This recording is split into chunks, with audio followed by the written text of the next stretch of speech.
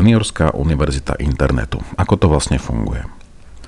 Univerzitu vám prináša Združenie komunitného vzdelávania Virta. Komu je univerzita určená?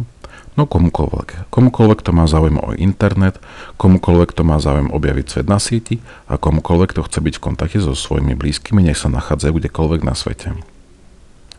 Najprv niekoľko vstupných otázok.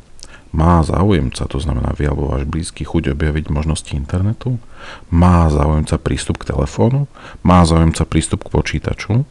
Je tento počítač, alebo sa pre tento počítač plánuje pripojenie na internet? Má počítač zvukovú kartu a zvukové zariadenie, to znamená reproduktory, sluchátka s mikrofónom, mikrofón samostatne alebo kameru? Nož, ak ste odpovedali na všetky otázky kladne, môžete spokojne pokračovať ďalej. Ak sú vám otázky nejasné, alebo sa chcete na niečo bližšieho spýtať, prosím, kontaktujte nás. Ako vyzerá inicializácia? Prvým krokom je vytvorenie užívateľského konta, kde si zapíšeme kontakty a základné informácie o osobe. Potom začneme s kontaktnými telefonátmi s užívateľom, kde sa zoznámime a zistíme základné úrovne, požiadavky a potreby tohto človeka. Pokračujeme pripojením na kontaktné centrum, to znamená vytvoríme pre neho informáciu o tom, akým spôsobom sa dovolať k pomoci. Nasleduje zaškolenie.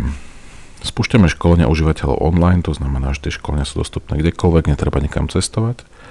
Začíname so všeobecnými informáciami tak, aby sa človek dostal do obrazu.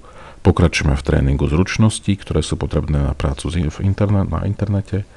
No a pre vyškolených pokračujeme v osobnom coachingu tak, aby sa dosiahli stanovené ciele. Počas práce klientov zapájame do programov, ktoré majú nejaký zmysel, ktorým nejakým spôsobom doplňa to, akým spôsobom fungujú. Plánujeme zmysluplné projekty a podporujeme ich v prípade potreby, čiže kedykoľvek môžu zatelefonovať alebo požiadať o pomoc pri práci s internetom. Samozrejme, ako náhle užívateľ je už do procesu zapojený a celkom sa mu darí, má stále možnosť pokračovať v projektoch, ktoré sú u nás otvorené.